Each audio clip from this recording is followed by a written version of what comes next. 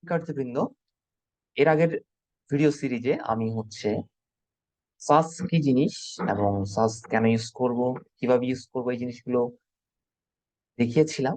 এই ভিডিও সিরিজে আমি ভেরিয়েবল কিভাবে ইউজ করতে হয়, সাস এর মধ্যে যে সার্চ ভেরিয়েবল গুলো রয়েছে সেগুলো কিভাবে ইউজ করতে হয় সেটা আপনাদেরকে দেখানোর চেষ্টা করব। তো আমি সাস ওয়েবসাইটের এই যে ভেরিয়েবলস এ ক্লিক করলাম, দেন এখানে ওরা কিভাবে ভেরিয়েবল ইউজ করছে সেটা একটু আমরা দেখি। তো এখানে বলছে যে think of A variable as a way to store information that you want to reuse throughout your style sheet। অর্থাৎ তুমি ভেরিয়েবলকে এমন একটা জিনিস চিন্তা করতে পারো যেখানে আমরা ইনফরমেশন স্টোর করতে পারি যেটাকে রিইউজ করার জন্য। অর্থাৎ ছোটবেলা থেকে আমরা কিন্তু ভেরিয়েবল ইউজ করা জানি।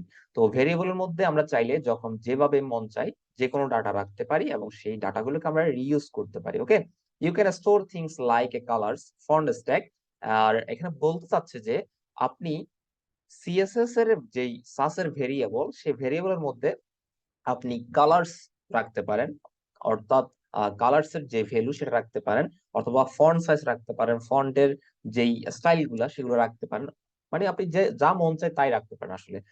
So or any CSS value you think you will want to reuse, যেটা আপনি ইউজ করতে পারবেন, রিইউজ বারবার ইউজ করতে পারবেন। Okay, Sass used the dollar symbol to make a something a variable. অর্থাৎ সাস কি করে, ভেরিয়েবল কে ক্রিয়েট করার জন্য এই ডলার সিম্বলটা ইউজ করে। Here's an example. সো আমরা এক্সাম্পলটা দেখি। এখানে দেখতে পাচ্ছেন এই এক্সাম্পলটা।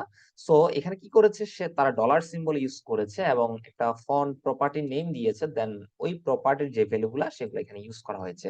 এই ভ্যালুটাকে আমরা যখন যেখানে মন চায় সেখানে ইউজ করব। সো সেটা করার জন্য আমরা যেটা করব, আমরা আমাদের সাসে চলে যাব।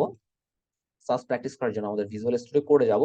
তো এখানে দেখতে পাচ্ছেন আমি এর পূর্বে যেটা করেছি, এখানে কালার ইউজ করেছি সরাসরি, বাট আমি এখন যেটা করব, কালারটা ইউজ করব আমি ভেরিয়েবলের সাহায্যে, রাইট? সো কালার ইউজ করতে হয় কিভাবে, সাসের মধ্যে ডলার সিম্বল ইউজ করতে হবে। তো আমি হেডিং একটা নাম দিচ্ছি, heading colour, right? Heading colour আমি দিব রেড। ওকে, দেন আমি এই যে প্যারাগ্রাফ টেক্সটার যে ব্যাকগ্রাউন্ড সেটার একটা কালার আমি দিতে পারি, যেমন ধরুন ডলার ডলার প্যারা স্টাইল।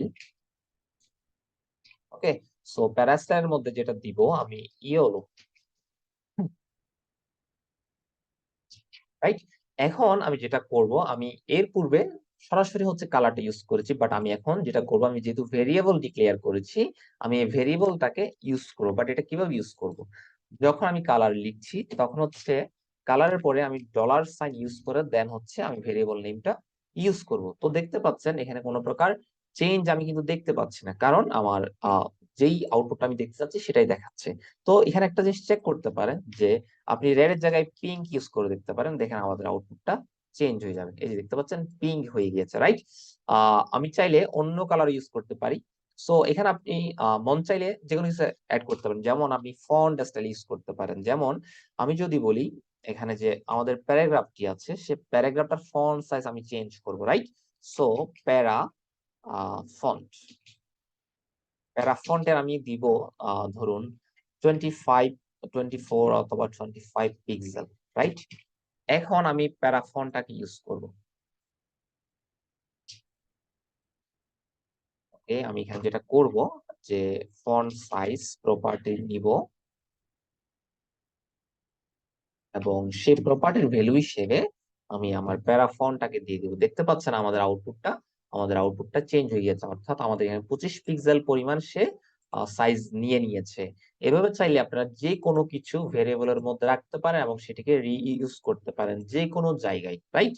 সো এর পরবর্তী টিউটোরিয়ালে আমি অন্য একটা টপিক নিয়ে আলোচনা করব। সকলে ভালো থাকবেন, সুস্থ থাকবেন এবং পরবর্তী ভিডিও টিউটোরিয়াল দেখার জন্য অনুরোধ রইল। ধন্যবাদ।